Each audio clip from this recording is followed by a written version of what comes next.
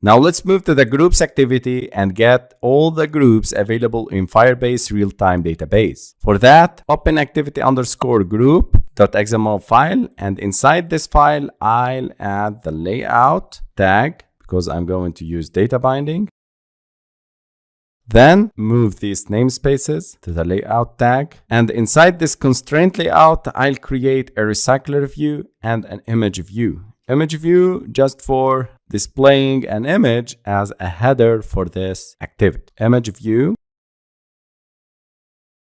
And I'll move to the desktop and copy this header. You can download all the resources, all the source codes, all the files and the assets from the resources folder under this section. Paste it here. Make sure all the letters are small letters. Click OK. And then specify this drawable. Here we go. Specify its height to 180. It's good. And I'll infer the constraints. Then I need to add the recycler view. 0dp, 0dp, ID, recycler view.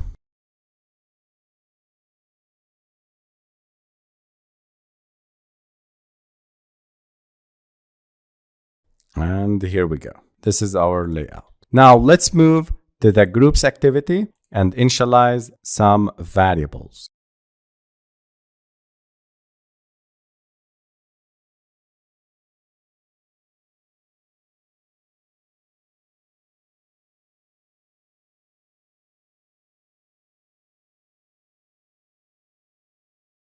Let's move down to the onCreate method and initialize these variables. Binding equals to data binding util dot set content view to this and r.layout dot activity groups. Then I need to define the view model. As we learned before, my view model equals to new my view model, and here I need to use view model provider.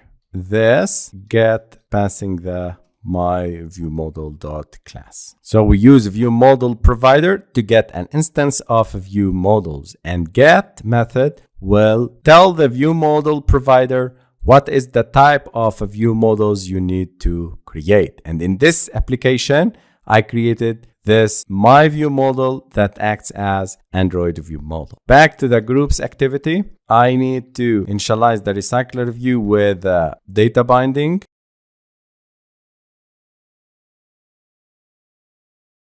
Now I want from you to focus with me because it's a very important concept and part of this activity. If we go back to the view model, we need to listen for changes in the getChatGroup mutable live data. But this method returns mutable live data object. And in order to listen to all the changes in the mutable live data, we need to use observers. So back to the groups activity, we need to set up an observer to listen for changes in a live data object associated with the Android view model. I'll start with myViewModel.getGroupList. I'm calling this method .observe. When dealing with mutable live data, we need to use observe method. Here I'll pass the first parameter is this, and the second parameter is new observer list. This code sets up an observer for the live data object. The observer listens for changes in the data and defines what to do when data changes. And on data changed method is overridden. This is a callback method that gets executed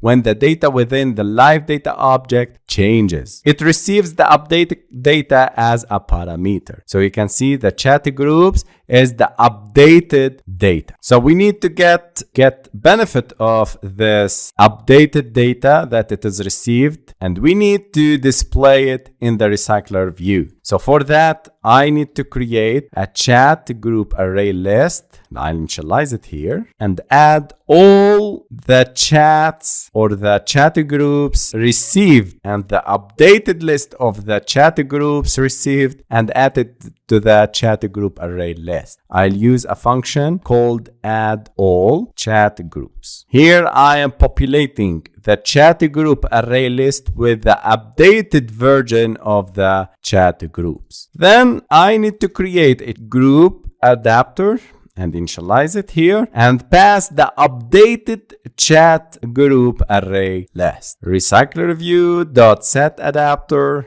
group adapter, and don't miss to use the notify data set change. This is how we use RecyclerView with data binding, and it's very important concept. And if you want to practice more about RecyclerView with data binding, you can review the previous sections.